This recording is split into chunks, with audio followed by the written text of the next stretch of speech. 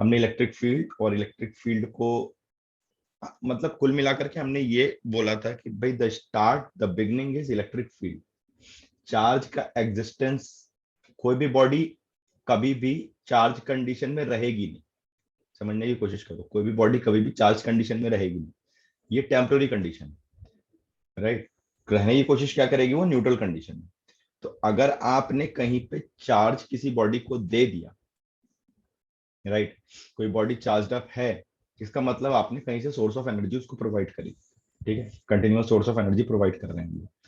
Now the second fact is कि ये अपने, अब इसका जो एग्जिस्टेंस है, ठीक है, इसका एग्जिस्टेंस हमें चार्ज के फॉर्म में ना दिख करके किस फॉर्म में दिखेगा, इलेक्ट्रिक फील्ड के फॉर्म में दिखेगा, ठीक है। तो ये अपने सराउंडिंग में किसी भी एक डिस्टेंस आर पे जो इसका इलेक्ट्रिक फील्ड होगा वो हो जाएगा आपका Q/4πε0 r², ठीक है। और इसके इंटरेक्शन में अगर कोई दूसरा चार्ज आ गया यहाँ पे, ठीक है, लेट अस से Q1 आ गया, यहां से फील्ड निकल रही है, ठीक है, यहां से फील्ड निकल रही है, ऐसे समझो, ये फील्ड निकल रही है, राइट। तो क्या हो जाएगा कि इलेक्ट्रिक फील्ड की डायरेक्शन में, ये इलेक्ट्रिक फील्ड किसकी है, इस क्यू चार्ज की, इलेक्ट्रिक फील्ड की डायरेक्शन में इस Q1 पे फोर्स लगेगा, ये E है, इसी डायरेक्शन में फोर्स लगेगा, और फोर्स की वैल्यू Q1 पे कितनी हो जाएगी, E/Q1, ठीक है। तो ये दो जो है ये मेन इंपॉर्टेंट पॉइंट है जो आपको ध्यान रखना, ठीक है। E/Q1, ये दो मेन इंपॉर्टेंट पॉइंट है जो आपको ध्यान रखना, राइट, कि इलेक्ट्रिक फील्ड की डायरेक्शन में ही फोर्स लगेगा, राइट। यहां तक का पॉइंट क्लियर है, just raise your hand and acknowledge.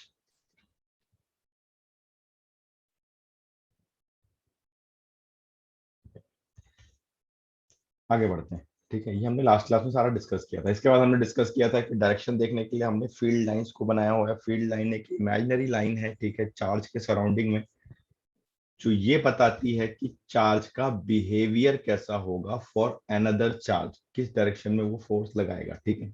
तो हमने इंडिविजुअल, यहाँ पे हमने ये भी डिस्कस किया था कि मोनोपोल का एग्जिस्टेंस है, ठीक है, मोनोपोल का एग्जिस्टेंस है, मतलब अगर ये पॉजिटिव चार्ज है तो ये मोनोपोल है, ठीक है। तो इसकी जो फील्ड लाइन है वो रेडियली आउटवर्ड होंगी। अगर नेगेटिव चार्ज है तो ये मोनोपोल है, तो इसकी जो फील्ड लाइन होंगी ये रेडियली इनवर्ड होंगी, ठीक है। एक पॉजिटिव एक नेगेटिव होगा तो फील्ड लाइन का कैसा शेप होगा, ये कई बार आपको एग्जाम में ड्रॉ करने आता है बोर्ड में, इसलिए इसको आप लोग अच्छे से नोट करके रखोगे, ठीक है। फिर मैंने बताया था कि अगर सेम पोलैरिटी चार्ज होगी तो क्या होगा। फिर हमने यहाँ पे चार्ज का प्रॉपर्टीज देखी थी इलेक्ट्रिक फील्ड लाइंस की, कभी इंटरसेक्ट नहीं करेंगी, ठीक है। और दूसरा हमने क्या बताया था कि इनकी जो इंपॉर्टेंट चीज है वो क्या होगी कि दो जो नंबर ऑफ फील्ड लाइंस आ रही हैं वो डायरेक्टली प्रोपोर्शनल हो किसके होगी, मैग्नीट्यूड ऑफ चार्ज के। तो इस पे कैसे कैसे क्वेश्चन बनते हैं, कुछ क्वेश्चन मैंने आपको लास्ट टाइम में कराए थे, ठीक है। अब हम लोग आगे आते हैं, ठीक है। अब जैसा हम लोगों ने पहले फोर्स के टाइम पे डिस्कस किया था, मैंने आपको बोला था कि फोर्स के टाइम पे हमने कुछ बातें डिस्कस करी जो इलेक्ट्रिक फील्ड के टाइम पे रिपीट होंगी, है ना। मैंने आपको ये चीज बोली थी कि फोर्स के टाइम पे हमने कुछ बातें डिस्कस करी हैं जो कि इलेक्ट्रिक फील्ड के टाइम पे आपकी रिपीट होंगी, राइट, ठीक है। तो वो बातें कौन कौन सी हैं, तो हमने देखो फोर्स के टाइम पे ये निकाला था ना कि अगर electric field zero at two charge system, जिसको हम लोगों ने फोर्स में क्या बोला था, finding out of null point, ठीक है। तो अब देखो अगर मान लो मेरे पास में कोई चार्ज Q1 है, ठीक है, समझने की कोशिश करो, अगर मेरे पास कोई चार्ज Q1 है और दूसरा चार्ज Q2 है ना, एक चार्ज मेरा Q1 है, दूसरा चार्ज Q2 है, and they are at a distance R apart, इनके बीच का डिस्टेंस जो है वो कितना है, R, राइट। आपसे ये पूछा जाएगा कि where is the null point, तो what actually null point means. अब देखो, अब मैंने क्या बोला था कि आप फोर्स के डेरिवेटिव्स को भूल जाओ। इलेक्ट्रिक फील्ड के कारण फोर्स है, फोर्स के कारण इलेक्ट्रिक फील्ड नहीं, ठीक है, इलेक्ट्रिक फील्ड के कारण आपकी फोर्स। तो फोर्स की चीजों को अब आपको समझने के लिए पहले इलेक्ट्रिक फील्ड को समझना पड़ेगा, समझे बात, ठीक है। अब एक चीज समझो कि भाई Q1 से आपका अच्छा एक चीज, एक पॉइंट पहले एक और डिस्कस कर लेते हैं, छोटा सा पॉइंट, ठीक है? लेट अस सी कि आपका कॉमन सेंस कितना है। ये मेरा Q1, ये मेरा, लेट अस से थोड़ी देर के लिए इसको मैं -Q2 ले रहा हूं, ये सिस्टम अलग है, ये सिस्टम अलग है, बस ध्यान से सुनना। यहां से यहां तक फील्ड लाइन जा रही है,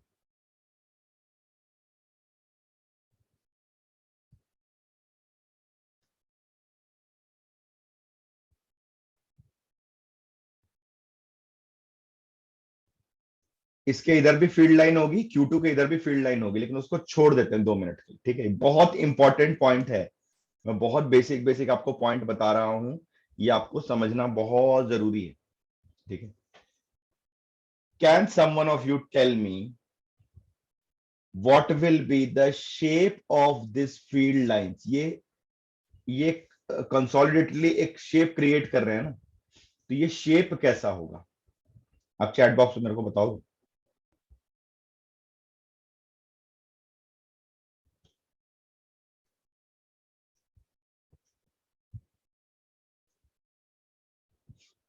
ओपन लूप तो बेटा उसका वो हो गया। सिद्धार्थ का बोलना है कि सर एलिप्स है, ओके वेरी गुड। ऋषल कह रहा है पैराबोला, ओके।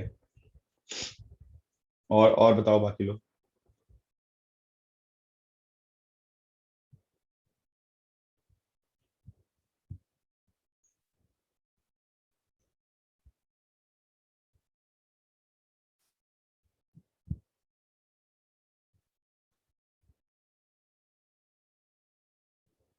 बाकी लोग भी बताओ।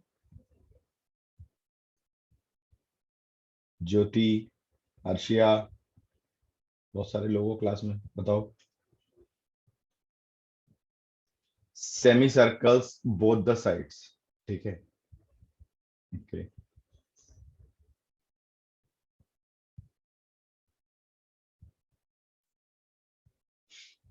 चलो मैं आपको बताता हूँ कहाँ गलती हो रही, ठीक है? मैं ये इमेजिनेशन आपके दिमाग में आज ही क्लियर कर लेना बेटा, ये बहुत इंपॉर्टेंट पॉइंट है, फंसोगे इस पे। ये फिगर 2D नहीं है, फर्स्ट एंड फॉरमोस्ट थिंग, ये फिगर 3D में बनेगी। आप इमेजिन करो कि आपके पास में दो बॉल है, ठीक है? आप इमेजिन करो आपके पास दो बॉल है, उसको आपने रखा, और उस बॉल को आपने छोटे छोटे तार के टुकड़े से, इसी तरीके से एक तार का टुकड़ा आपने स्ट्रेट लगा दिया, ऐसे तार के टुकड़े से आपने जोड़ दिया चारों तरफ 3D में।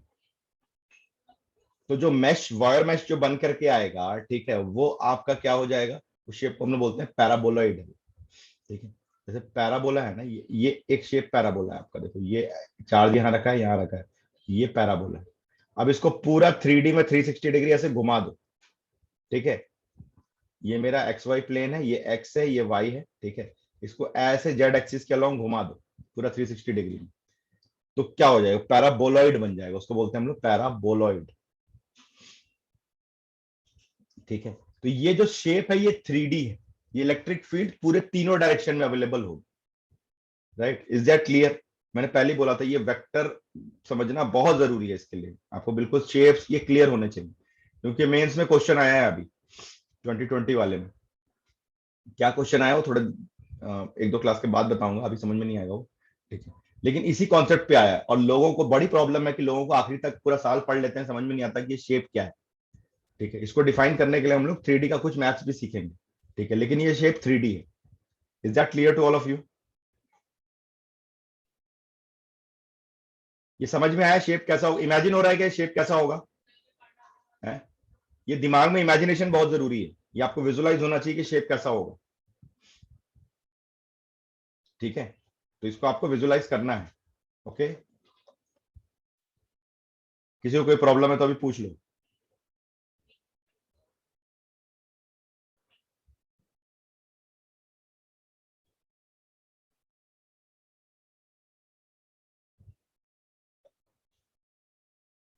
इलेक्ट्रिक फील्ड लाइन, ठीक है? Electric field line electric field के कैलकुलेशन की सारी कहानी बताती है। कैसे? देखो, अगर मैं बोलूं कि ये मेरा पॉजिटिव Q1 चार्ज है, ये पॉजिटिव Q2 चार्ज है, now I have to find the null point. अब डेफिनेशन नल पॉइंट की एग्जैक्ट क्या होनी चाहिए? Where electric field is zero, simple, ठीक है? एक ऐसा सिस्टम जहां पे इलेक्ट्रिक फील्ड जीरो हो। राइट, वो होगा नल पॉइंट। तो देखो इस Q1 के कारण जो इलेक्ट्रिक फील्ड की डायरेक्शन होगी वो रेडियली आउटवर्ड बाहर की तरफ होगी। यानी अगर हम इन दोनों लाइनों को मिला दें, इन दोनों लाइनों को हम मिला दें, तो Q1 के कारण इलेक्ट्रिक फील्ड इधर होगी, ठीक है। Q2 के कारण जो इलेक्ट्रिक फील्ड होगी वो अपोजिट डायरेक्शन में होगी, इधर होगी। हमने कोई एक पॉइंट यहां पे लेट कर लिया, दैट इज x, ठीक है। ये डिस्टेंस r माइनस एक्स हो गया, राइट। तो इसको हमने लिख दिया E2 which is electric field by Q2, इसको हमने लिख दिया E1, राइट। डायरेक्शन हम ऑलरेडी यहां पे दिखा चुके, ठीक है। तो ये दोनों ही चार्ज अभी पॉजिटिव हैं। अब ध्यान से सुनना, एक एक चीज मैं आपको बताऊंगा यहाँ पे, ये दोनों ही चार्ज पॉजिटिव हैं। कैलकुलेशन आप कर लोगे, कैलकुलेशन आप सबको समझ में आ चुकी होगी क्या करना है इसके आगे। मेरा पर्पस कैलकुलेशन से है ही नहीं, मेरा पर्पस ये है बताना कि नल पॉइंट आपको इन दोनों चार्जेस के बीच में मिलेगा। तो क्या ये कहानी इलेक्ट्रिक फील्ड लाइन भी बताती है, चेक कर लेते हैं। तो ये प्लस Q1 है, ये प्लस Q2 है। हमने क्या बोला था, इलेक्ट्रिक फील्ड लाइंस निकलेंगी, ठीक है, कुछ इस तरीके की इलेक्ट्रिक फील्ड लाइंस बनेंगी, राइट। दोनों चार्ज से रेडियली आउटवर्ड निकलनी है, लेकिन ये कहीं इंटरसेक्ट नहीं करेगी, ये कहीं पे भी इंटरसेक्ट नहीं करेगी। ये जो लाइन बन गई, ये इस पूरी लाइन के अलोंग इलेक्ट्रिक फील्ड आपकी इस पॉइंट पे जीरो हो जाएगी, ठीक है। इस पॉइंट पे इलेक्ट्रिक फील्ड आपकी क्या हो जाएगी, जीरो हो जाएगी। आ रही बात समझ में? अब आप पूछोगे कि सर क्या अगर इस लाइन के ऊपर जाएंगे, हम इस पॉइंट पे चले गए, यहां पे चले गए, यहां पे चले गए, यहां पे चले गए, तो क्या इलेक्ट्रिक फील्ड जीरो होगी? पता नहीं, ठीक है।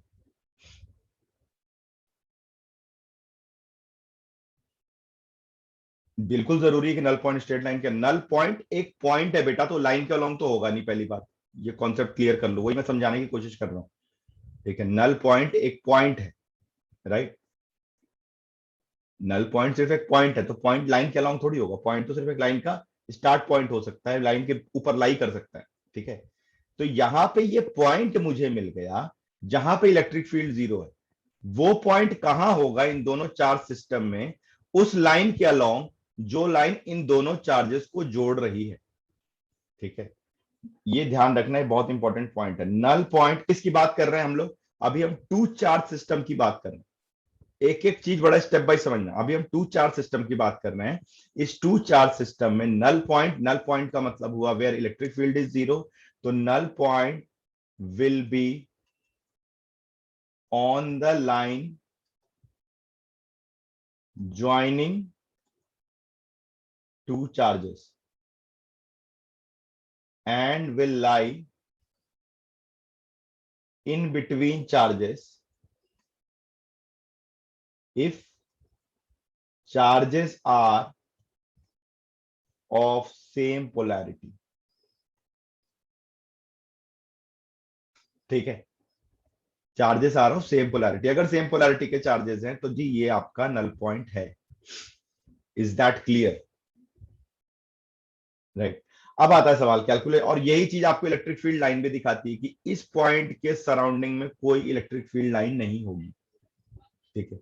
धीरे धीरे धीरे धीरे ये ऊपर जाएगी, थोड़ी देर के बाद में ये कहीं ना कहीं जाके मिलेंगी और इलेक्ट्रिक फील्ड लाइन ये क्रिएट करेंगी, ठीक है। मिलेंगी नहीं मतलब ये इंटरसेक्ट नहीं करेंगे, मिलने का मतलब ये मैं समझना, इंटरसेक्ट करेंगे। मिलने का मतलब ये है कि कॉमन फील्ड है ना, फील्ड इस चार्ज की अलग, इस चार्ज की अलग नहीं है, दोनों के कंबाइंड इफेक्ट के कारण फील्ड बनेगी। अब अगर ये दो चार्ज का हम सिस्टम बोल रहे हैं, इसका मतलब इन दो चार्ज के सराउंडिंग में कोई तीसरा चार्ज आएगा तो वो एक कॉमन फोर्स एक्सपीरियंस करेगा, ट्राई टू अंडरस्टैंड। और वो कॉमन फोर्स कॉमन फील्ड के कारण हो, ठीक है। And that field will B vector sum of the two field generated by Q1 and Q2। बहुत सीक्वेंस में चलना है आपको, एक एक सीक्वेंस में समझते जाओगे, you will never face any problem, ठीक है। You will never face any problem, that is for sure, I can guarantee you. अब हम लोग को क्या करना है, ये कैलकुलेट करना है कि जी क्या ये E1 और E2 मैग्नीट्यूड वाइज, ठीक है। अगर हम बोल रहे हैं कि ये पॉइंट जो है आपका ये नल पॉइंट है, अगर हम ये बता रहे हैं कि ये जो पॉइंट है आपका नल पॉइंट है, राइट, तो नल पॉइंट में मेरे को इलेक्ट्रिक फील्ड नहीं मिलनी, वेक्टर के हिसाब से मैंने डायरेक्शन ऑलरेडी प्लॉट कर दिया है। तो इसका मतलब क्या हो गया सर कि मेरा E1 is equal to E2 होना चाहिए, ठीक है। अब E1 क्या होता है, मैंने क्या बताया, charge Q1 divided by 4 pi epsilon not into जो डिस्टेंस है Q1 से उसका स्क्वायर, ठीक है, is equal to Q2 by 4 pi epsilon not जो डिस्टेंस है चार्ज से उसका स्क्वायर। तो ये 4 पाई एप्सिलॉन नॉट कैंसिल हो गया। अब ये वैल्यू आपकी क्या आ गई, Q1/x² is equal to Q2/r-x²। आपको निकालना क्या, x निकालना है, स्क्वायर रूट ले लो। ये हमने फोर्स वाले टाइम पे भी किया था।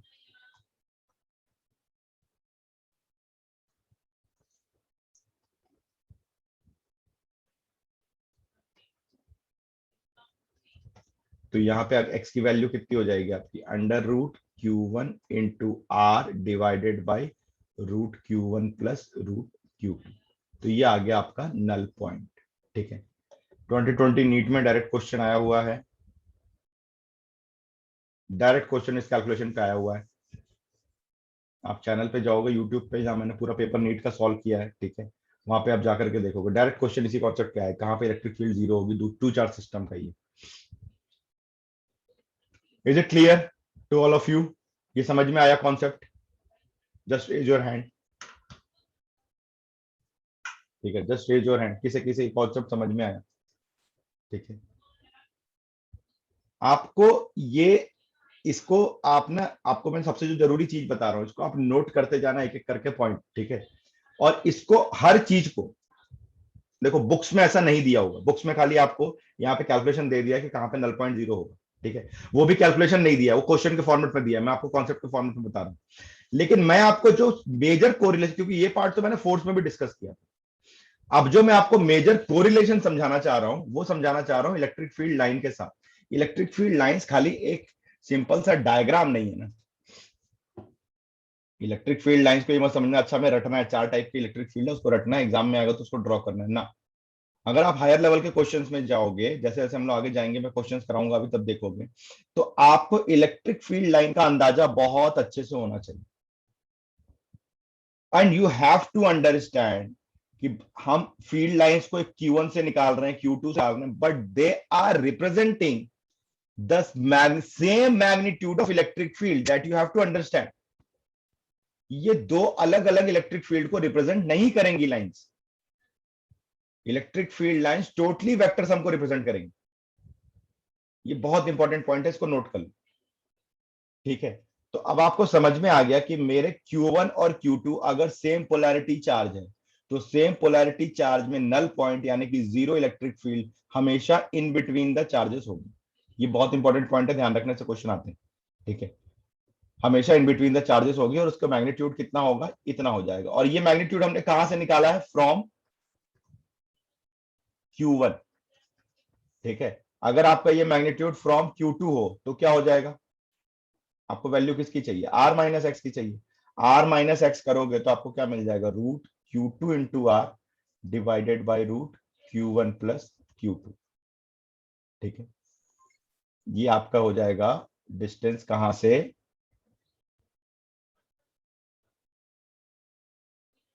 Q2 से, ठीक है। तो ये हमने एक डेरिवेशन वाला पॉइंट यहां पे क्लियर कर लिया, राइट।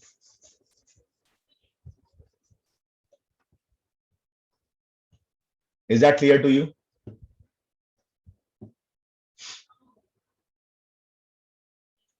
ओके, नोट करते जाना। I am repeatedly asking all of you, ठीक है, मैं बार बार आप लोगों से ये रिपीटेडली बोल रहा हूं कि जस्ट खाली बैठ करके क्लास की वीडियोस मत देखो, साथ साथ में नोटबुक और पेन लेकर के नोट्स बनाते जाओ। बहुत सारे ऐसे पॉइंट मैं बहुत सिस्टमेटिकली करा रहा हूं जो आपके बुक्स में नहीं दिया हुआ है।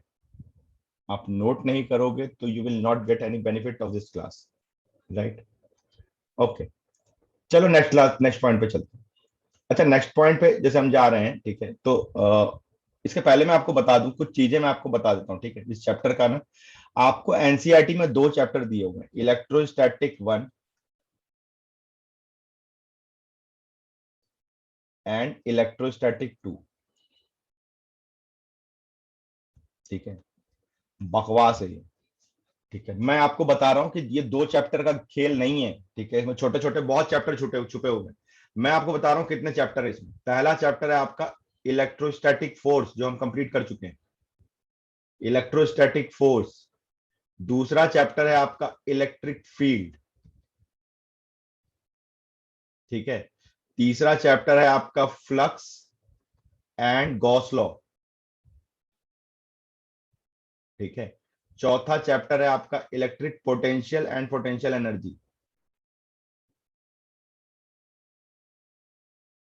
एंड पांचवा चैप्टर है आपका कैपेसिटर। 5 चैप्टर हैं, ठीक है, हमने ये कंप्लीट किया, अभी हम सेकंड पढ़ रहे हैं। बिलीव मी, जो जो हम लोग मैं बता रहा हूँ, इलेक्ट्रिक फोर्स मुझे कंप्लीट करने में 4 घंटे लगे थे, 4 क्लास लगी थी कंप्लीट, ठीक है। इलेक्ट्रिक फील्ड अभी हम आधे पे पहुंचे हैं, अभी इसके आगे बहुत सारी चीजें हैं इलेक्ट्रिक फील्ड के अंदर, ठीक है, 2 क्लास अभी और लगेंगी इसमें। वैसे इलेक्ट्रिक फ्लक्स में भी कम से कम 3 से 4 क्लास लगेंगी। ये बहुत बड़ा चैप्टर है एंड बहुत इंपॉर्टेंट चैप्टर है, तो आप भी इसको ऐसे 5 चैप्टर मान के चलो,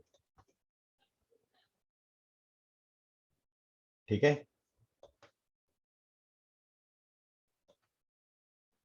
चलो आगे बढ़ते हैं। तो electric field zero two charge system का अभी हमने क्या देखा था, अगर चार्जेस सेम पोलैरिटी के हो तो। अगर अपोजिट पोलैरिटी के हो तब, अगर मान लो ये पॉजिटिव है और ये नेगेटिव है, लेट अस से ये Q1 है, ये Q2 है, इनके बीच का डिस्टेंस जो है, they are placed at distance R apart. Electric field zero हमेशा इस लाइन के अलोंग होगी। Try to understand this point, ठीक है। इलेक्ट्रिक फील्ड जीरो हमेशा इस लाइन के अलोंग होगी, ठीक है। तो आपको सबसे पहली चीज क्या करना है कि null point will be along the line joining two charges, ठीक है, ये आपको ध्यान रखना है। अब यहाँ पे Q1 है, यहाँ Q2 है, तो क्या इलेक्ट्रिक फील्ड की लाइन भी वही कहानी बताती है जो हम यहाँ कैलकुलेशन में देखने जा रहे हैं, देख लेते हैं हम लोग, ठीक है। अब यहाँ पे अगर आप देखोगे तो क्या हो जाएगा, अगर मान लो ये पॉजिटिव Q है, ये नेगेटिव Q है, तो इलेक्ट्रिक फील्ड लाइन यहां से यहां तक एंड होती है, ठीक है, ठीक है। यहाँ पे बाहर की तरफ आ जाएंगी और यहाँ पे बाहर चली जाएंगी। Q1 पॉजिटिव वाले से बाहर जाएगी रेडियली आउटवर्ड, नेगेटिव वाले पे रेडियली इनवर्ट आएगी, और इनके बीच के उसमें पॉजिटिव से निकलेगी और नेगेटिव पे एंड हो जाएगी। तो अगर ये पॉजिटिव से निकल के नेगेटिव पे एंड हो रही, तो आपको साफ साफ दिख रहा है कि दोनों चार्जेस के बीच में तो चांस ही नहीं है इलेक्ट्रिक फील्ड जीरो होने का, ठीक है। क्या वेक्टर भी यही कहानी बता रहा है, चेक कर लो। अगर मैंने बीच में कोई पॉइंट ले लिया, ठीक है, x डिस्टेंस पे, तो क्या हो जाएगा आपका, Q1 के कारण इलेक्ट्रिक फील्ड रेडियली आउटवर्ड, ये डायरेक्शन हो जाएगा E1 का, और Q2 जो कि नेगेटिव चार्ज है, तो रेडियली इनवर्ट, इसका भी डायरेक्शन सेम हो जाएगा। तो अगर सेम डायरेक्शन में आ गए तो ये एक दूसरे को नलीफाई कैसे करेंगे, पॉसिबल ही नहीं। इसीलिए इन दोनों के बीच में नहीं होगी, ठीक है, line electric field zero in दोनों के बीच में नहीं हो सकता, ठीक है, राइट। तो अब हमें क्या करना पड़ेगा, देखना पड़ेगा चार्जेस के बियॉन्ड। तो null point will be along the line joining the two charges and will lie beyond the charges, and will lie beyond the charges, ठीक है। यानी Q2 के इधर आ जाते हैं हम लोग x डिस्टेंस पे। अब इस Q2 के कारण कैसा होगा, रेडियली इनवर्ट, ये E2 होगा, और Q1 के कारण रेडियली आउटवर्ड, ये E1 होगा, ठीक है। अब आपका जो मॉड ऑफ E1 वेक्टर का, क्योंकि डायरेक्शन हमने ऑलरेडी बना दिया, एंड मॉड ऑफ E2 ये सेम होना चाहिए। वैल्यूज पुट करके देख लो, ठीक है, क्या होगा, वैल्यूज पुट करके आप देखोगे तो E1 की वैल्यू कितनी हो जाएगी, Q1 by 4 pi epsilon naught, बीच का डिस्टेंस Q1 से R प्लस एक्स हो गया, is equal to Q2 by 4 pi epsilon naught, distance x हो गया, ठीक है। तो क्या हो गया, ये Q1 by R plus x का whole square is equal to Q2 by x square, square root ले लो, under root Q1 by R plus x is equal to under root Q2 by x, ठीक है। अब यहां से cross multiply कर लो, Q1 x is equal to under root Q2 R plus x, ठीक है। तो x की वैल्यू क्या हो जाएगी, Q2 into R divided by root Q1 minus root Q2, ठीक है। तो ये हमने नल पॉइंट को डिफाइन कर लिया, उसकी वैल्यू कैलकुलेट कर ली,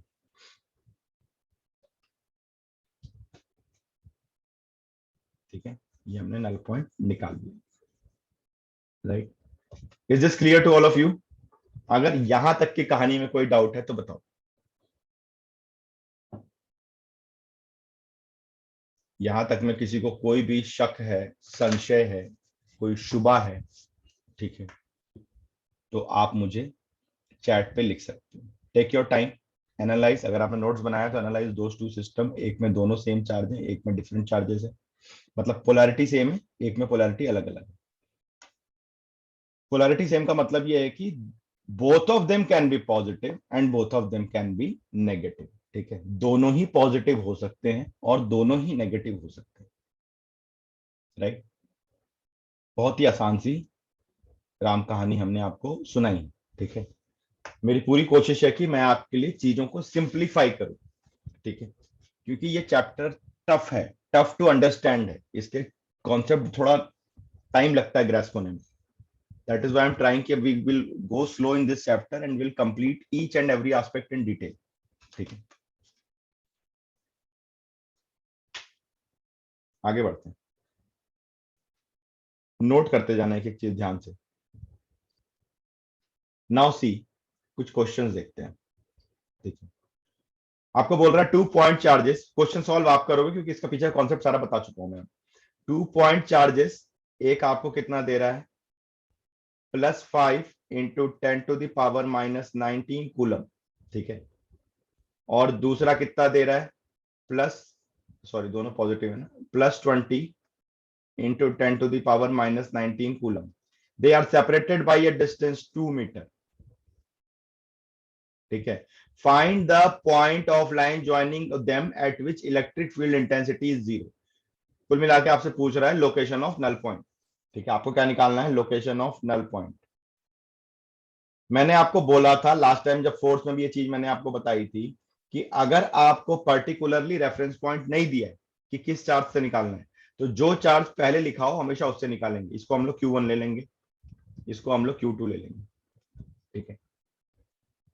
अब आप खुद कैलकुलेट करो, आपके पास फॉर्मूले अवेलेबल हैं, दोनों के बीच, दोनों सेम पोलैरिटी है, दोनों के बीच में डिस्टेंस है एक्स नल पॉइंट, ठीक है। ये हो जाएगा 2 - x, राइट। तो क्या हो जाएगा, 5 × 10⁻⁻19 divided by 4 πε0 x square is equal to 20 × 10⁻⁻19 divided by 4 πε0 2 - x का स्क्वायर, ठीक है। 10⁻⁻19 कैंसिल हो जाएगा, 4 πε0 कैंसिल हो जाएगा, 5×4 = 20 हो जाएगा। तो 2 - x का whole square is equal to 4 times x square. Square root ले लो, 2 - x is equal to 2x, ठीक है। तो 2 इज इक्वल टू 3x, तो x is equal to 2/3 metre, ठीक है। Is that clear? समझ में आया? आप चाहो तो जैसे मैंने √Q1 Q2 में फॉर्मूला भी लिखवा के रखा होगा, आप उसको डायरेक्ट भी लगा सकते हो, but that I have told you for the shortcuts for competitive examination. Schools में अगर आता है तो आप इस तरीके से कर लो जैसे मैंने भी यहाँ करके दिखाया, ठीक है। स्कूल वाले खुश हो जाएंगे आपकी कहानी देख करके।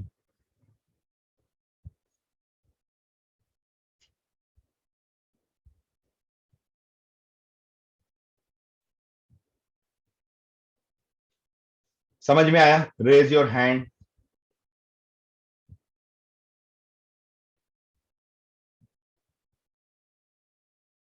ठीक है, इस पे हम लोग ज्यादा टाइम नहीं लगाएंगे। एज आई ऑलरेडी सेड कि भैया ये सारा पार्ट जो है वो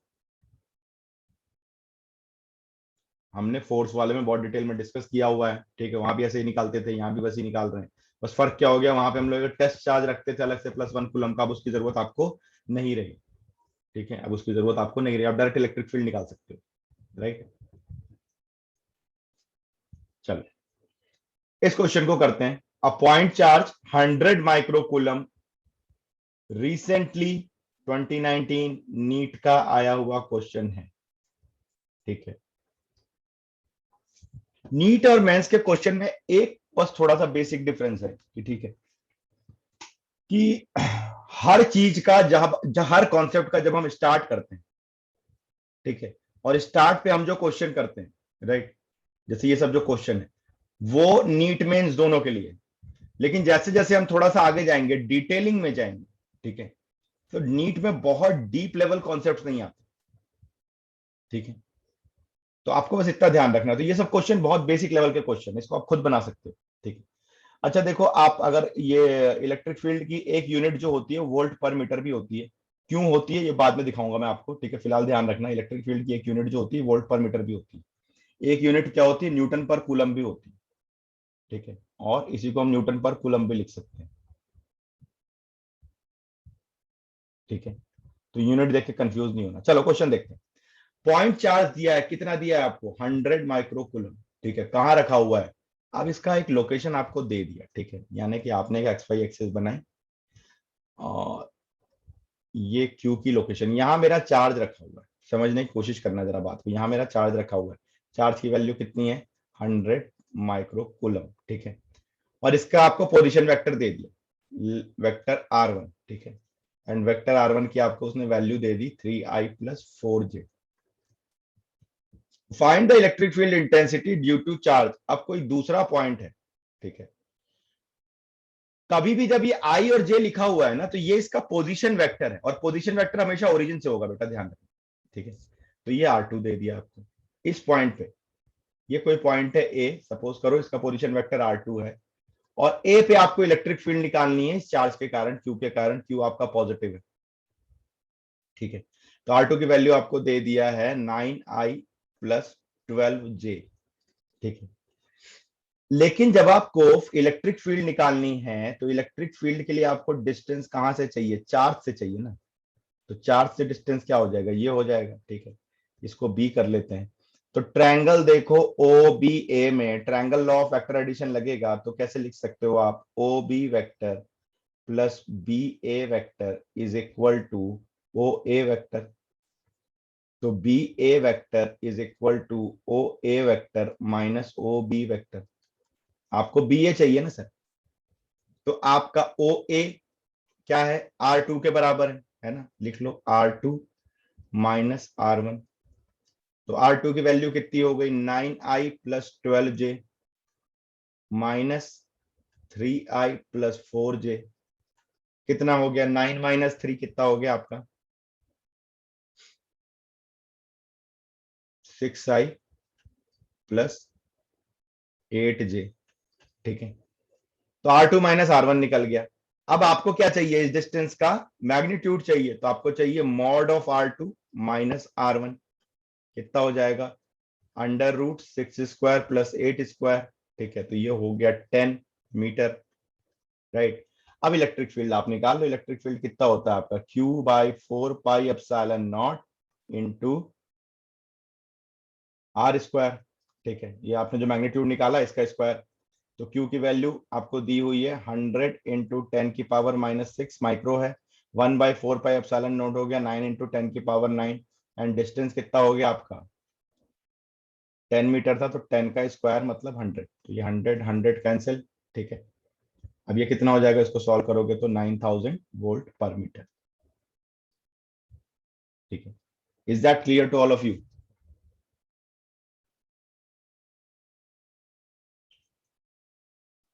ऐसे क्वेश्चन आपके सीबीएसई में भी आते हैं बोर्ड लेवल में, ठीक है। आपको वेक्टर दिया होगा, that is why I said कि वेक्टर आपको बहुत अच्छे से क्लियर होना चाहिए, इलेक्ट्रिक फील्ड समझने के लिए आपको वेक्टर बहुत क्लियर होना चाहिए कि वेक्टर हम कैसे सॉल्व करते हैं। आई जे लिखा हुआ है तो इसका मतलब क्या होता है एग्जैक्टली, ठीक है। सारा डिटेल में आपने 11th क्लास में पढ़ा होगा, आपने डिटेल में इसको 11th क्लास में पढ़ा हुआ है ऑलरेडी, ठीक है।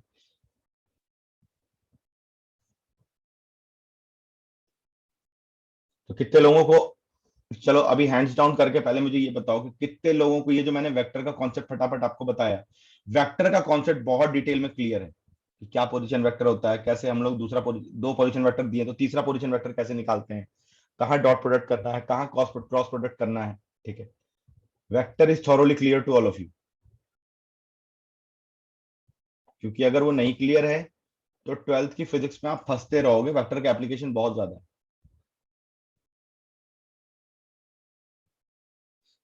पैरेललोग्राम लॉ कैसे लगाते हैं, पैरेललोग्राम लॉ का डायरेक्शन कैसे निकालते हैं, ठीक है।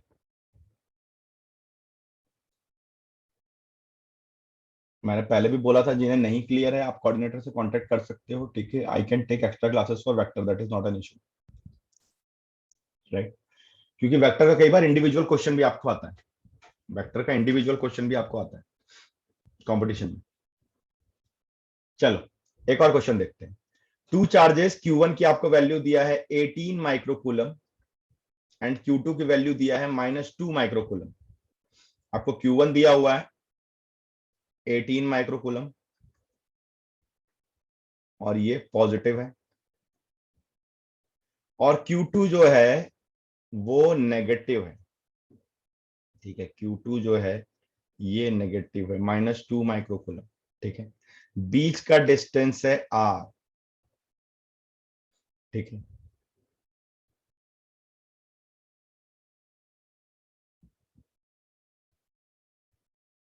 अब आपको नल पॉइंट निकालना है, कहीं भी ले लो यार, यहाँ पे ले लेते हैं हम लोग। अगर दोनों के चार्जेस अपोजिट पोलैरिटी है तो आपका सबसे पहला क्या सीन आना चाहिए कि भाई इनका जो नल पॉइंट होगा वो कभी भी इन दोनों के बीच में नहीं होगा, बियॉन्ड होगा। ये आपको एकदम तुरंत क्लिक करना चाहिए, ठीक है। तो अब आप इसे चेक कर लो, ठीक है। तो क्या हो जाएगा, Q1 by 4 pi epsilon not R plus x का स्क्वायर, क्योंकि इसके कारण इस पॉइंट पे ये हमने नल पॉइंट लिया, Q1 पॉजिटिव है, इलेक्ट्रिक फील्ड किधर जाएगी E1, और Q2 के कारण इलेक्ट्रिक फील्ड किधर जाएगी इनवर्ट, ठीक है E2। तो E1 must be equal to E2, ठीक है। Q2 by 4 pi epsilon not x square, ठीक है। अब Q1 की वैल्यू क्या दे रखा है 18, 4 पाई एप्सिलॉन नॉट तो कैंसिल कर दो, R प्लस एक्स का whole square is equal to Q2 की वैल्यू दे रखा है 2। 2 में माइनस नहीं लगाएंगे, ये मैंने लास्ट क्लास में भी समझाया था। अगर -2 माइक्रोकूलम है तो 2 में माइनस नहीं लगाएंगे, क्योंकि आपने अकॉर्डिंगली ऑलरेडी डायरेक्शन ले लिया यहां पे, ठीक है। वेक्टर में ना सब्ट्रैक्शन नहीं होता। अच्छा, आपको कैसे पता mod of E1 is equal to E2, क्योंकि आपने ये लगाया कि E1 minus E2 is equal to 0, ठीक है। तो E1 must be equal to 0 E2, है ना। ये गलत मैथ्स होगी, इसलिए हमने बोला कि ठीक है मैग्नीट्यूड इक्वेट कर लो, राइट। लेकिन वेक्टर में कभी सब्ट्रैक्शन नहीं होता, वेक्टर हमेशा कैसे लिखते हैं हम लोग, E1 प्लस E2, ठीक है, विल बी ई नेट, और ई नेट की वैल्यू मेरी कितनी है 0 है। तो E1 प्लस E2 हमेशा क्या होंगे, अपोजिट डायरेक्शन में होंगे, तो हमने यहाँ पे ड्रॉ कर लिया, तो ये माइनस साइन वही इंडिकेट कर रहा है, ठीक है। That is why I am saying कि वेक्टर बहुत इंपॉर्टेंट है, क्योंकि कभी कभी आप फंसोगे वेक्टर के चक्कर में, बिलीव मी।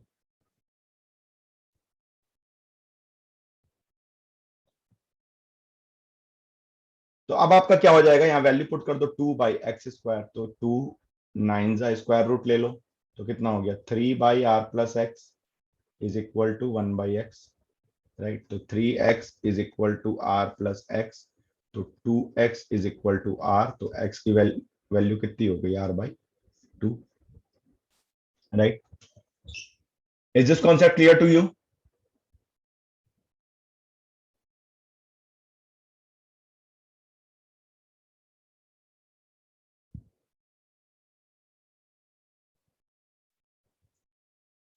ठीक है। Now the classes is going forward, so I would request all of you to not miss any class in any condition, right, especially in this chapter। देखो मॉडर्न फिजिक्स की एक आध class छूट भी गई तो फर्क नहीं पड़ेगा, वो आप खुद भी पढ़ोगे आपको समझ में आ जाएगा, राइट। एक्स्ट्रा क्लासेस के नाम पे हम डाउट क्लास करें, ना कि हम एक्स्ट्रा क्लासेस के नाम पे प्रीवियस क्लास को रिवाइज करें, क्योंकि उसका कोई बेनिफिट नहीं मिलेगा, ठीक है। तो मेरा बहुत सिंपल है कि आप क्लासेस मिस मत करो इन चैप्टर्स की, क्योंकि इन चैप्टर का एक भी क्लास गया किताब से पढ़ के आपको कुछ नहीं समझ में आने वाला। स्कूल वाले टीचर का समझ में आ जाए तो यार you will be the first person जो स्कूल टीचर की इलेक्ट्रोस्टैटिक्स समझ ले, ठीक है। तो मतलब इसको ना क्लास मिस मत करो, इसको सीरियसली करो। और सेकंड पॉइंट ये है कि साथ साथ में प्रैक्टिस शुरू कर दो। कैसे प्रैक्टिस करना है वो मैं बताऊंगा अभी एंड में आज क्लास से, कैसे प्रैक्टिस शुरू होगी, ठीक है। कोशिश करेंगे हम लोग कि आज से शुरू कर दो। चलो आगे बढ़ते हैं। अब हमने टू चार्ज सिस्टम का सारा हिसाब किताब इलेक्ट्रिक फील्ड का देखा, इसके अलावा भी है लेकिन अभी उसको हम लोग बाद में डिस्कस करेंगे in the form of questions, ठीक है। अगर हम थ्री चार्ज सिस्टम पे आ जाते हैं, ठीक है, अभी हमने इसमें क्या है, इसमें हमने एक चीज नहीं देखी है, जैसे टू चार्ज सिस्टम में हमने क्या छोड़ा, या लीनियर इलेक्ट्रिक फील्ड में, इसको हम लोग लीनियर इलेक्ट्रिक फील्ड बोलते हैं, इसमें क्या छोड़ा, इसमें अभी हमने एक पॉइंट डिस्कस नहीं किया है, वो है एक्सटर्नल फील्ड, ठीक है। एक्सटर्नल फील्ड, एक्सटर्नल फील्ड का मतलब ये होता है कि फील्ड किसी और चार्ज के कारण जनरेट हो रही है, और उस चार्ज का जो वॉल्यूम है या उस चार्ज की जो क्वांटिटी है, ठीक है, उस चार्ज का जो मैग्नीट्यूड है वो इतना ज्यादा है कि हम उसके साथ में पंगे ले ही नहीं रहे, हमने सीधे फील्ड लाइन ड्रॉ कर दी कि भैया ये फील्ड है, ठीक है, ये इलेक्ट्रिक फील्ड है। अब आप पूछोगे सर इलेक्ट्रिक फील्ड आई कहां से, छोड़ो वो छोड़ो, इसका सोर्स है एक और बहुत अच्छा सोर्स। अब इसमें अगर कोई मेरा चार्ज Q2 आ जाए, Q आ जाए, ठीक है, तो इसकी जो स्टडी है वो हम अलग से करेंगे, ठीक है, एक्सटर्नल फील्ड की। फिलहाल मैं खाली आपको चार्ज से जो इलेक्ट्रिक फील्ड जनरेट हो रही है उसके बारे में बता रहा हूं, ठीक है। चलो, तो हम लोग देखते हैं three charge system. Three charge system में हम लोग वही काम करेंगे जो हमने पहले फोर्स के टाइम पे किया था, ठीक है। अब मैं ये चीज बहुत डिटेल में आपको नहीं कराऊंगा, राइट, ये ऑलरेडी फोर्स के टाइम पे किया हुआ है तो आपको पता है कैसे करना है। तीनों चार्ज को हमने क्यू पुट कर दिया, ठीक है। अब देखो पहला क्या हो सकता है कि आपसे ये पूछेगा where net electric field will be zero.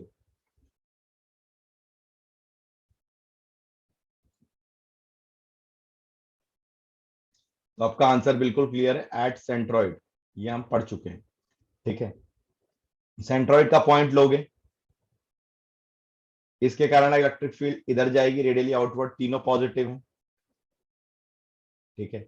इसके कारण इलेक्ट्रिक फील्ड इधर जाएगी रेडियली आउटवर्ड, और तीसरे के कारण इलेक्ट्रिक फील्ड इधर आएगी। तीनों की क्वांटिटी सेम होगी, हमने चार्ज सेम लिया हुआ है, राइट, हमने चार्ज सेम लिया हुआ है तो तीनों की जो क्वांटिटी होगी वो सेम होगी, ठीक है।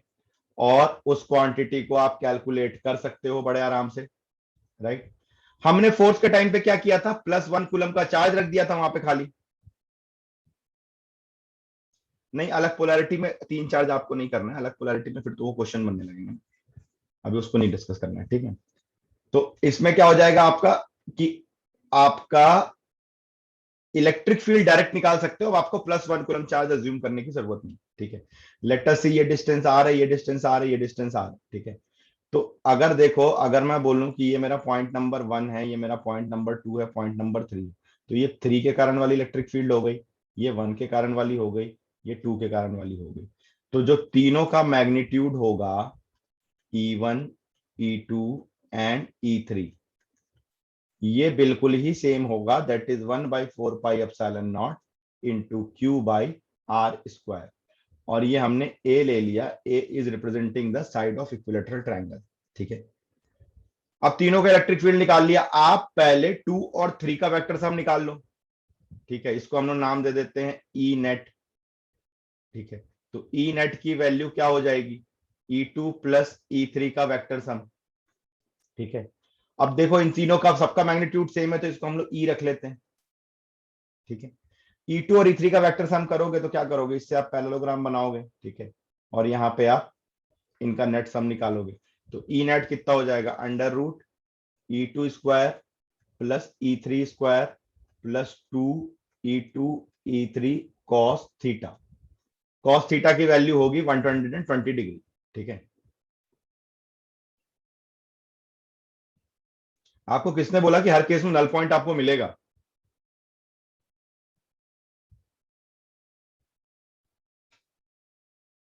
ठीक है। जरूरी थोड़ी कि हर पॉइंट में मेरे को नल पॉइंट डिफाइन करना जरूरी है, वो तो जहां जहां डिफाइन हो रहा है वहां हम करते चल रहे हैं, ठीक है। तो अब क्या हो जाएगा, इसकी वैल्यू रख लो आप, E² plus E² plus 2E into E cos of 120, ठीक है। तो ये हो गया 2E² प्लस 2E², ठीक है। कॉस 120 कितना हो जाएगा, कॉस 120 हो जाएगा आपका -1/2, तो यहां से 2 2 cancel, 2 square minus E square मतलब ई स्क्वायर, मतलब ये वैल्यू किसके बराबर आ गई, ई के बराबर आ गई। इसको मैं अगर अलग से प्लॉट करके आपको बता दूं तो देखो ये आपका E2 है, ये आपका E3 है और ये आपका E1 है। इसका आपने वेक्टर सम लिया, ठीक है, ये एग्जैक्टली इस डायरेक्शन में आया, इसकी वैल्यू ई के बराबर आई, E1 की वैल्यू ई के बराबर है, ठीक है, इसको हमने ई नेट बोला था, ठीक है। तो फाइनल इलेक्ट्रिक फील्ड क्या हो जाएगी, ई फाइनल बोल देते हैं इसको हम लोग, तो क्या हो जाएगा ये ई नेट प्लस E1 का वेक्टर सम। तो ई नेट की वैल्यू ऊपर की तरफ ई है, ठीक है, और ये नीचे की तरफ ई है, इसको करोगे तो आएगा 0। तो सेंट्रॉइड पे मेरी इलेक्ट्रिक फील्ड कितनी होगी, 0 होगी। ये कई बार आपके सीबीएसई में आया हुआ है प्रूफ करने के लिए, proof that in an equilateral triangle if each vertices is having equal charge of magnitude q, show that at centroid electric field will be 0, ठीक है।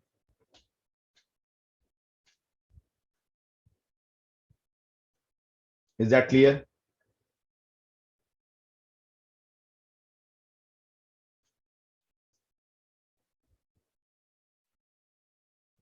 करना जरूरी है आपको एक एक पॉइंट बहुत डिटेल में, ठीक है, एक एक पॉइंट आपको बहुत डिटेल में करना जरूरी है।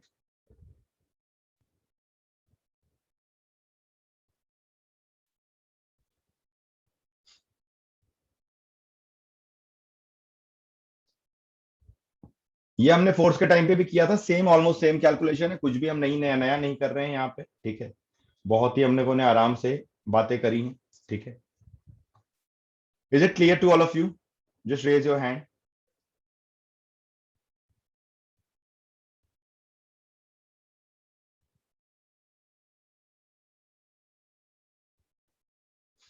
अगर कोई क्लास को मिस कर रहा है, क्लास को छोड़ रहा है, तो डेफिनेटली आप जब नेक्स्ट क्लास ज्वाइन करोगे तो आपको बहुत सारी प्रॉब्लम्स आएंगी, ठीक है। अगर आप क्लास को छोड़ रहे हो, क्लास को आप नहीं कर रहे हो, या एक क्लास किया फिर 2 क्लास मिस कर दी फिर आए क्लास में, ठीक है, क्योंकि मुझे पता है जो रिकॉर्डेड वीडियो हम डाल भी देंगे वो बैठ के आप पूरा देखो और करो, वो डिसिप्लिन नहीं आता यार, ठीक है। Let us be practical. तो लाइव क्लास को अटेंड करना बहुत जरूरी है।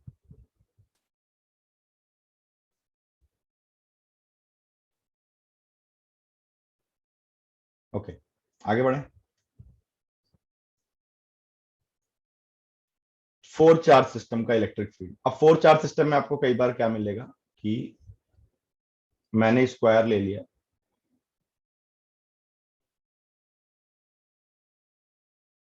यहां मैंने क्यू चार्ज रखा है, यहां मैंने क्यू चार्ज रखा है, यहां मैंने क्यू चार्ज रखा है। मैंने पूछा इसके चौथे वर्टाइसिस पे नेट इलेक्ट्रिक फील्ड कितनी होगी, ठीक है, इस चौथे वर्टाइसिस पे नेट इलेक्ट्रिक फील्ड कितनी होगी, राइट। चार्ज मैंने तीन ही पॉइंट पे रखे, ध्यान रखना, चार्ज मैंने चौथे पॉइंट पे रखा ही नहीं, ठीक है। तो हम लोग नॉमेनक्लेट कर देते हैं, इसको 1 बोलते हैं, इसको 2 बोलते हैं, इसको पॉइंट नंबर 3 बोल के इसको 4 बोलते हैं, ठीक है, या चलो ऐसा कर लेते हैं, ठीक है, या एक काम करो, कंफ्यूजन हो जाएगा इसमें, इसको 3 कर लो और इसको 4 कर लो, ठीक है। तो इलेक्ट्रिक फील्ड एट 4 निकालना है हमें, इलेक्ट्रिक फील्ड एट 4 हमें निकालना है, ठीक है। तो 2 के कारण जो इलेक्ट्रिक फील्ड की जो होगी किधर होगी, ऊपर की तरफ E2 रेडियली आउटवर्ड। 3 के कारण इलेक्ट्रिक फील्ड किधर होगी, रेडियली आउटवर्ड E1 E3 इधर की तरफ। और 1 के कारण किधर होगी, E1 रेडियली आउटवर्ड।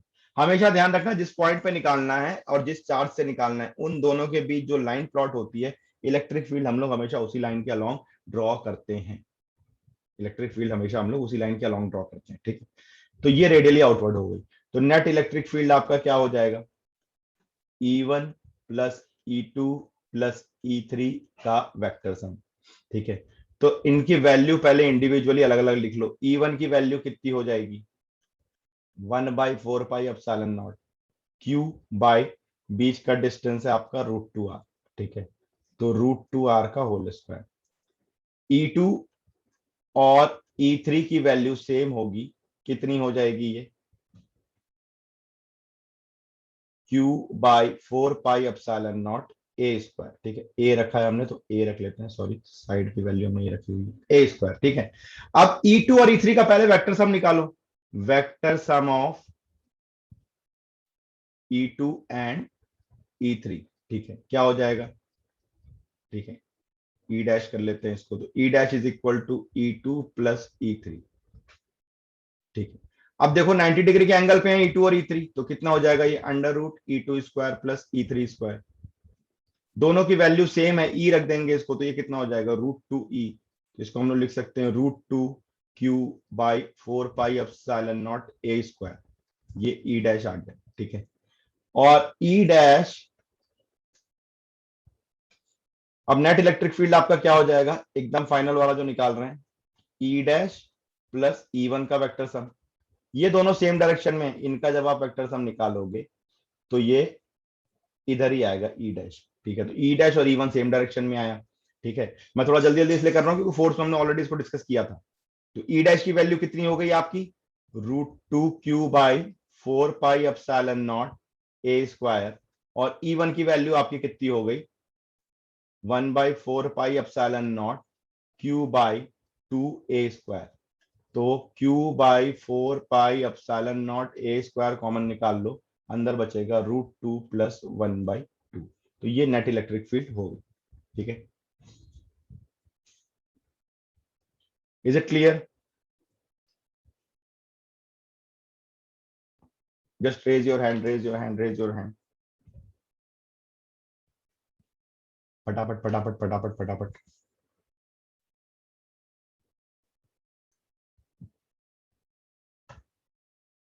ठीक है,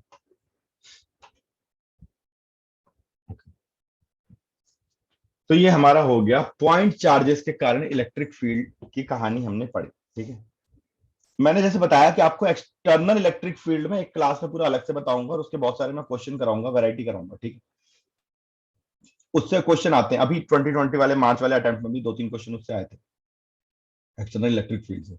एक्सटर्नल इलेक्ट्रिक फील्ड एक बड़ा इंपॉर्टेंट कॉन्सेप्ट है, तो वो हम लोग लास्ट में डिस्कस करेंगे। ठीक है, अभी फिलहाल हमारा क्या हो गया, हमने पॉइंट चार्जेस के कारण जो इलेक्ट्रिक फील्ड जनरेट होती है उसकी जितनी भी कहानी है, 2 charge, 3 charge, 4 charge, 5 charge, 6 charge, सब आप अपने आप कर सकते हो। मैंने आपको सोचने का एक पैटर्न बता दिया, एक तरीका बता दिया। अब इस तरीके के हिसाब से आप सोच करके इस कार्य कहानी में आगे बढ़ सकते हो, अब आपको कोई परेशानी नहीं आएगी। तो यहां तक की कहानी मैंने आपको बहुत अच्छे से क्लियर कर दी है। तो अब जरा सा अपनी आंखें बंद करके 1 सेकंड का टाइम लेकर के सोचो कि इलेक्ट्रिक फोर्स से लेकर के अभी तक हमने जितना पढ़ा है, इसमें कोई परेशानी है क्या? क्योंकि इसके बाद जो हम कहानी शुरू करने जा रहे हैं वो थोड़ी अलग कहानी।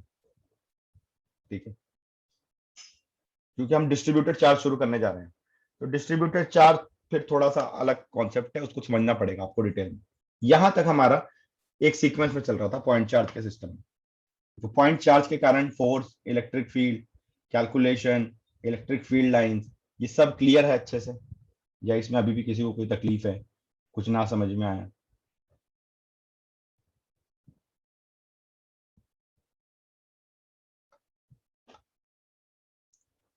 कितने लोग रिवाइज कर रहे हैं घर में, जो पढ़ा रहे हैं उसको जाके कम से कम एटलीस्ट एक बार पलट के देख रहे हैं?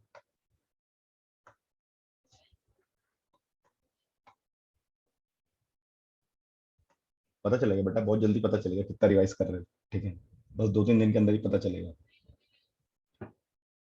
राइट,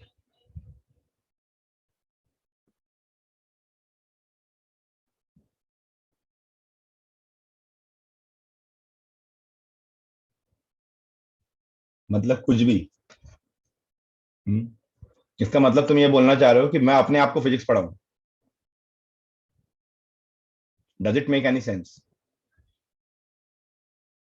आप अगर मुझे ये बोल रहे हो कि सर जिस पॉइंट पे हमने चार्ज रखा है ये पॉइंट, और इसी पे मैं इलेक्ट्रिक फील्ड निकालूं, राइट, हलवाई ने मिठाई बनाई और खुद ही खा जाए, मैंने फिजिक्स पढ़ाई, मैंने खुद ही को पढ़ा लिया, does it make any sense? We are trying to study the effect of this charge in on the other conductor bodies. मैं इसी पे क्यों निकालूंगा, उसका कोई सेंस ही नहीं बनता ना उस बात का। साइंस का मतलब ये थोड़ी टाइम पास करना है, साइंस का मतलब है कुछ सॉल्यूशन निकालना चाह रहे हैं रियल लाइफ प्रॉब्लम्स के लिए, राइट। इलेक्ट्रिक फील्ड से आपको सिर्फ कोर्स बनाने के लिए थोड़ी इलेक्ट्रिक फील्ड की डेरिवेशन हुई थी। इलेक्ट्रिक फील्ड की खोज आपको क्लास 12 में चूंकि आप पढ़ोगे, किसी टाइम पे आकर के, इसलिए इलेक्ट्रिक फील्ड बना, ऐसा थोड़ी। ठीक है, इलेक्ट्रिक फील्ड इसलिए बना ताकि करंट इलेक्ट्रिसिटी बने, फिर उसके एनालिसिस हुई है, तो साइंस है ना, तो चल रहा है। तो उसमें उसके लिए हम लोग साइंस क्यों निकला, कोई डेली लाइफ में कुछ प्रॉब्लम है, कुछ चीजें हैं, उसका सॉल्यूशन ढूंढना लोगों ने, तो टाइम पास थोड़ी करना है बैठ के वहां पे।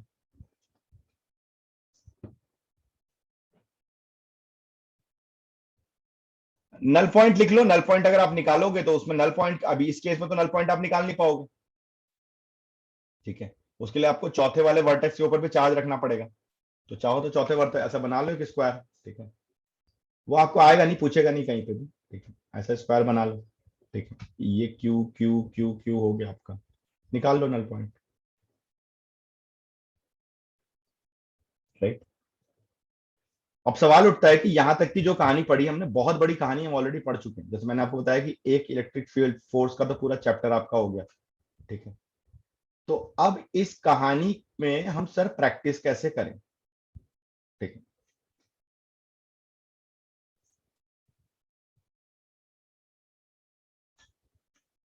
फोर न्यूट्रल नहीं है यार, फोर में कुछ है ही नहीं, एक पॉइंट है खाली, एक जगह है जहां पे आपको निकालना है इलेक्ट्रिक फील्ड। इन तीनों चार्ज के कारण आपको इस चौथे वाली जगह पे को निकालना है। फोर में कुछ नहीं, वहां पे कोई चार्ज रखा है वो न्यूट्रल, ऐसा कुछ नहीं, जरूरी थोड़ी कि हर जगह चार्ज के कारण ही निकाल रहा हूँ। मैंने इस पॉइंट पे इलेक्ट्रिक फील्ड निकाल ली। अब मुझे पता है कि मेरे को एक इलेक्ट्रिक फील्ड की वैल्यू पता चल गई। अब मान लो इस जगह पे कोई कंडक्टर आया, तो मैं डायरेक्ट बता सकता हूं कि उस कंडक्टर पे इस इलेक्ट्रिक फील्ड के कारण क्या इफेक्ट होगा। ठीक है, तो एक पोजीशन है वो। प्रैक्टिस पे आते हैं कि प्रैक्टिस कैसे करें। तो देखो, प्रैक्टिस, सबसे पहली प्रैक्टिस है कॉन्सेप्ट क्लियरिंग प्रैक्टिस, है ना, जिसमें हम थोड़े क्वेश्चन लें। राइट, 15-20 क्वेश्चन हो और उससे हम प्रैक्टिस करें। अब सवाल ये उठता है कि 15-20 क्वेश्चन कैसे मिलेंगे, तो जी हम किस दिन काम आएंगे, वो हमारा काम है। तो आज मैं ऐप पे डीपीपी डालूंगा इलेक्ट्रोस्टैटिक की। ठीक है, डीपीपी का मतलब है कि इसमें आपके जो हम सीक्वेंस पढ़ रहे हैं ना, जैसे कि हमने पहला सीक्वेंस पढ़ा खाली चार्ज को डिफाइन किया, तो उसके ऊपर 20 क्वेश्चन होंगे खाली चार्ज के ऊपर। फिर कूलम्स लॉ इलेक्ट्रिक फोर्स के ऊपर 20 क्वेश्चन होंगे अलग अलग चैप्टर वाइज। ठीक है, फिर उसके बाद आपका इलेक्ट्रिक फील्ड, जैसे हमने पॉइंट चार्ज वाली इलेक्ट्रिक फील्ड पढ़ी, उसके ऊपर 20 क्वेश्चन होंगे। इसमें क्वेश्चंस होंगे, एमसीक्यूज होंगे, कुछ सब्जेक्टिव भी होंगे। राइट, और इसमें आपका आंसर कीज होंगी, यानी ए बी सी डी क्या सही है वो होगा, सॉल्यूशन नहीं होगा। और ना आप सॉल्यूशन ढूंढने की कोशिश करना, आप अपने आप से सॉल्व करोगे, जितने बन गए ठीक है, नहीं बनेगा तो हम अलग से वो सेशन प्लान करेंगे। जितना फास्ट आप सॉल्व करोगे उतना जल्दी हम सेशन प्लान करेंगे। और वो डीपीपीस को कंप्लीटली करना बहुत जरूरी है। और अगर आप मेरे हिसाब से चलोगे तो मैं आपको गारंटी दे रहा हूं कि नीट में 40 क्वेश्चन और मेंस में 20 क्वेश्चन फिजिक्स के मैं आपसे सही करवाऊंगा। सीक्वेंस फॉलो करना है। तो मैं आज डीपीपी करूंगा, आपको कोशिश करना है कि आज या मैक्सिमम कल तक में आप डीपीपी खत्म कर दो। ठीक है, बैच आपकी ऑलरेडी क्रिएटेड है, बस मेरे को आपको ऐड करना है। ठीक है, वीडियोस वगैरह डले हुए हैं बैच में, मुझे आपको ऐड करना है और मुझे असाइनमेंट्स और डीपीपी क्लास नोट्स ये आपको प्रोवाइड करने शुरू कर देंगे। ठीक है, तो how many of you promise कि आज मैं कल शाम तक कर दूंगा, तो कल तक में पूरा हो जाएगा, कल शाम तक के काम। डीपीपी करना जरूर, क्योंकि मजेदार डीपीपी, अगर वो हो गई तो समझ लो मेंस नीट के लेवल पे आपका ये चैप्टर खत्म हो गया। एंड देन फिर हम क्या करेंगे, चैप्टर के बाद हम लोग एससी वर्मा से प्रैक्टिस करेंगे। ठीक, एससी वर्मा का क्वेश्चन हम तब बनाएंगे, फिर हमारे एससी वर्मा बड़े आराम से बनेंगे। ठीक है, और एससी वर्मा की प्रैक्टिस के बाद में फिर मैं आपको पैकेज दूंगा, फिर उसके क्वेश्चन बनाएंगे। तो आप देखोगे एट द एंड की पूरा इलेक्ट्रोस्टैटिक में आप कम से कम 400 से 500 क्वेश्चन बना चुके हो। ठीक है, उसके बाद कौन सा ऐसा एग्जाम है जिसके क्वेश्चन हमसे नहीं बनेंगे, इतना कर लिया तो। बट ये सीक्वेंस में होगा, एक के बाद एक होगा, इसलिए हड़बड़ाना नहीं, पेशेंस के साथ में काम करना, क्योंकि इसमें टाइम लगेगा। मॉडर्न फिजिक्स में बिल्कुल टाइम नहीं लगेगा, तो ये मत सोचना कि अरे सर इतना टाइम वेस्ट हो रहा है, इतनी क्लासेस इलेक्ट्रोस्टैटिक खत्म ही नहीं हो रहा, क्योंकि इसमें हड़बड़ाएंगे तो गड़बड़ हो जाएगा मामला। तो इसको हम लोग टाइम लगा के खत्म करेंगे, वो टाइम हम लोग कहाँ सेव करेंगे, मॉडर्न फिजिक्स में सेव करेंगे, ऑप्टिक्स में सेव करेंगे। ठीक है, एसी करंट में सेव करेंगे, वहां ज्यादा पढ़ना नहीं है कुछ। चलो, अब आते हैं हम लोग डिस्ट्रीब्यूटेड चार्ज पे। ठीक है, डिस्ट्रीब्यूटेड चार्ज क्या होता है। ये अपने आप में एक बहुत बड़ी कहानी है। ठीक है, सबसे पहले तो हम लोग ये समझते हैं कि डिस्ट्रीब्यूटेड चार्ज होता क्या। अच्छा, हम जो ये इलेक्ट्रिक फील्ड निकाल रहे हैं, ये कौन से लॉ से निकाल रहे हैं? ये हम कूलम्स लॉ से निकाल रहे हैं। ठीक है, Coulomb's law of electric field हम लोग यूज कर रहे हैं। इसकी भी अपनी लिमिटेशन है। पॉइंट चार्ज तक तो बहुत बढ़िया चलता है, लेकिन पॉइंट चार्ज के बाद ना बड़ा पंगा है इसमें। जैसे डिस्ट्रीब्यूटेड चार्ज में आओगे ना, तो डिस्ट्रीब्यूटेड चार्ज में इलेक्ट्रिक फील्ड को समझना बड़ा मुश्किल है, राइट। तो अब आप समझो इस चैप्टर के आप आखिरी पड़ाव पे, नहीं अलग चैप्टर नहीं, इसी चैप्टर का नेक्स्ट पार्ट है, इलेक्ट्रिक फील्ड का नेक्स्ट पार्ट है। अभी हम लोग Coulomb's law of electric field कर रहे हैं, तो उसी चैप्टर पे हम चल रहे हैं। उस चैप्टर का सबसे सेकंड लास्ट पार्ट ये है, और लास्ट पार्ट हम लोग क्या पढ़ेंगे? External electric field. ठीक है, तो ये डिस्ट्रीब्यूटेड चार्ज का मतलब मैंने आपको बताया था जब मैंने चार्ज पढ़ाया था, कि चार्ज हमेशा पॉइंट चार्ज हो जरूरी नहीं। ठीक है, इनफैक्ट कभी जरूरी नहीं है। पॉइंट चार्ज जैसा कॉन्सेप्ट सिर्फ एक इमेजिनेशन, ऐसा कुछ एक्चुअल में नहीं होगा ना।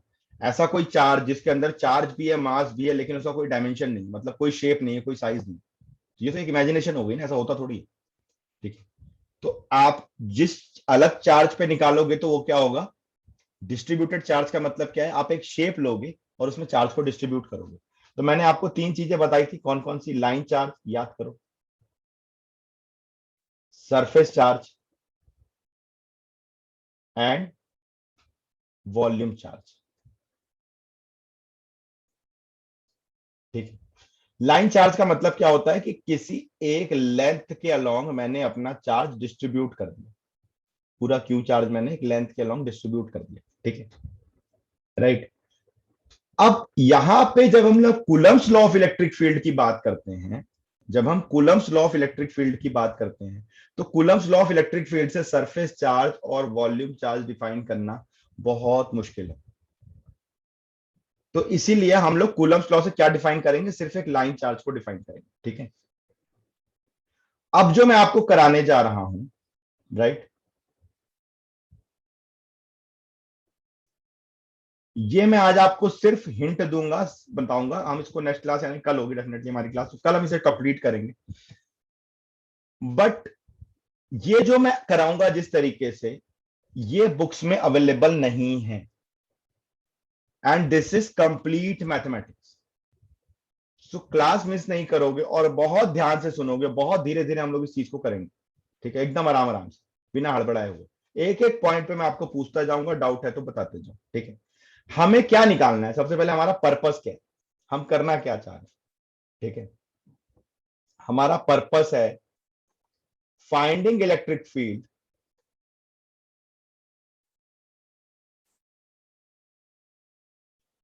Eight a distance are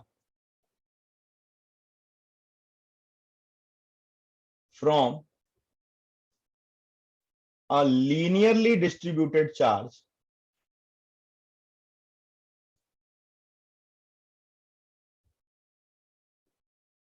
of linear charge density lambda.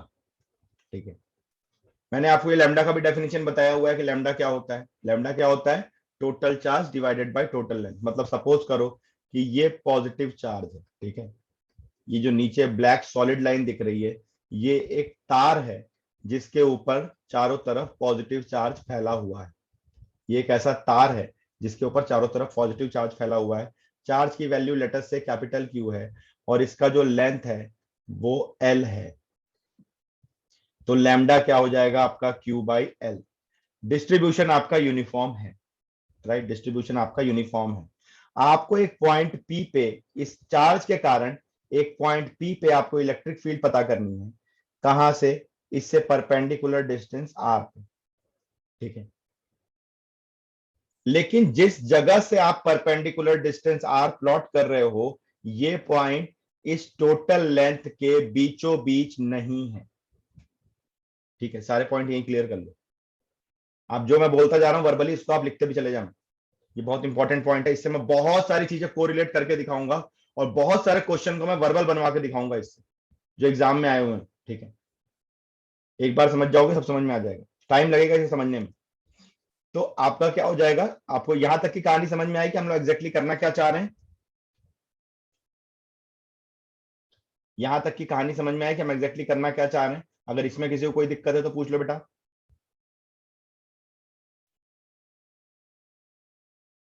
Start से मैं आपको बता रहा हूं, हमारा पर्पस है, ठीक है, finding electric field at point P, ठीक है, which is at a distance r from a linearly distributed charge over the length L having linear charge density lambda, ठीक है, having linear charge density lambda.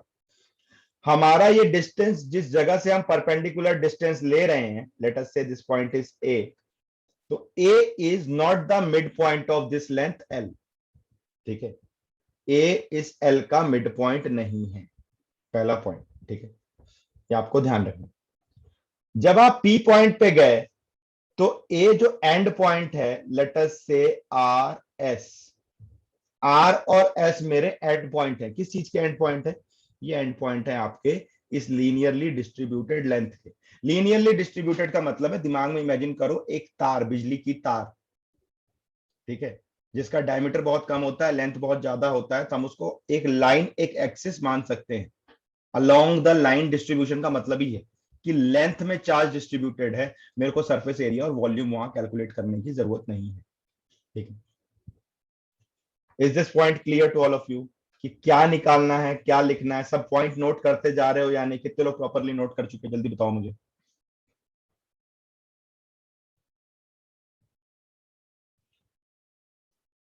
आपके result सुधरेंगे या बिगड़ेंगे आपके अपने तरीकों से, ठीक है। खाली पढ़ने से, मेहनत करने से कुछ नहीं होता, मेहनत तो गधा भी करता है बहुत, ठीक है।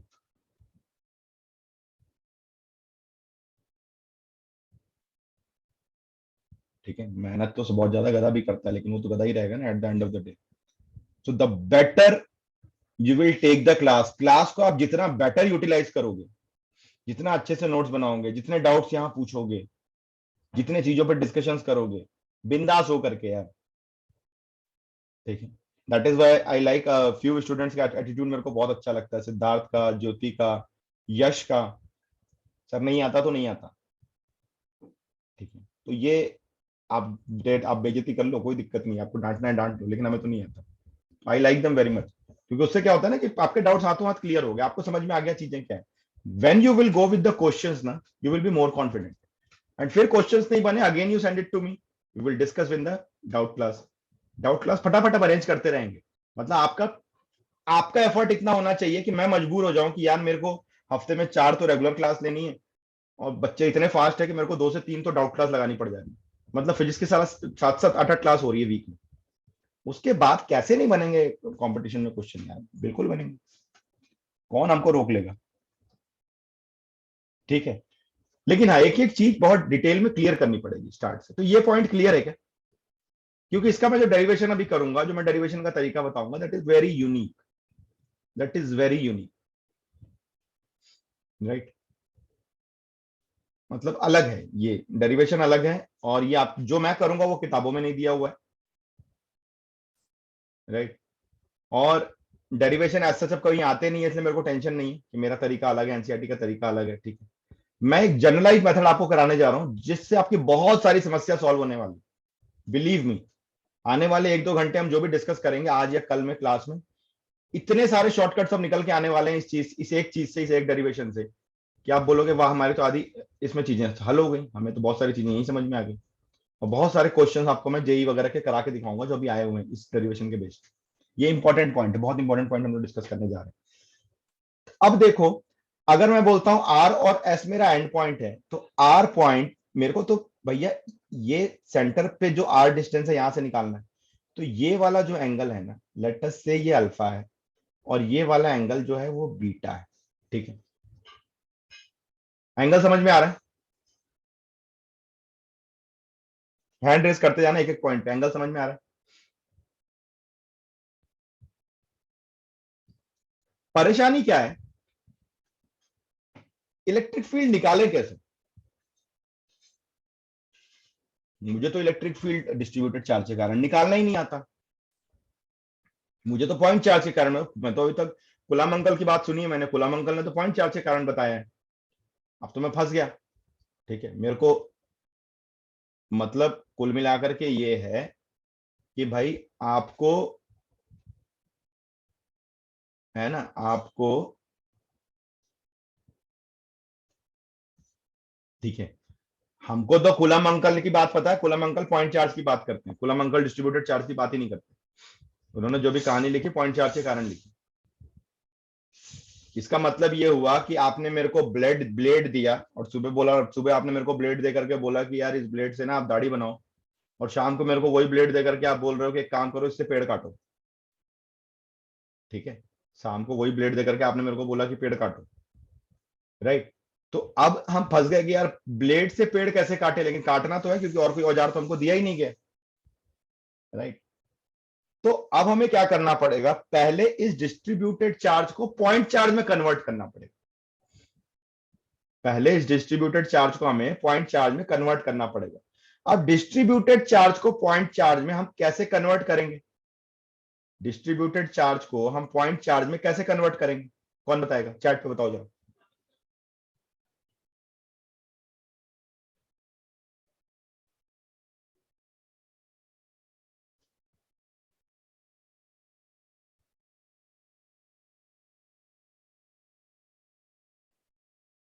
डिस्ट्रीब्यूटेड चार्ज को पॉइंट चार्ज में कन्वर्ट करने के लिए हमें उसको तोड़ना पड़ेगा, इतने छोटे लेंथ में तोड़ना पड़ेगा कि जो लेंथ आपका नेग्लिजिबल हो as compare to total length. Point charge का मतलब क्या है, एक ऐसा डायमेंशन जो डायमेंशन है ही नहीं, बहुत छोटा डायमेंशन। तो मैंने इस चार्ज को बहुत छोटे छोटे डायमेंशन में तोड़ दिया, ठीक है, छोटे छोटे से डायमेंशन में तोड़ दिया, राइट। और एक डायमेंशन में यहां पे ले लेता हूं विच is at a distance x, और ये डायमेंशन कितना है dx, ठीक है, ये डायमेंशन कितना है dx।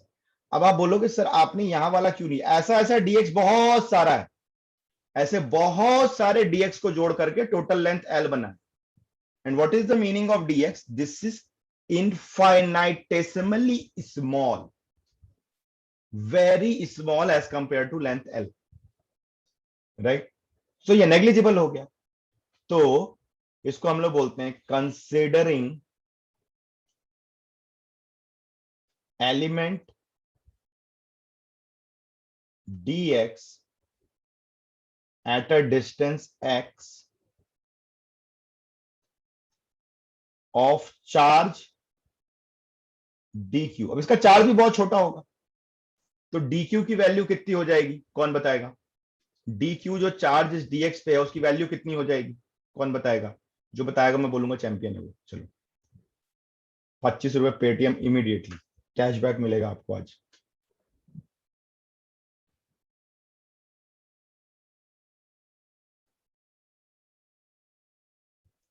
जल्दी।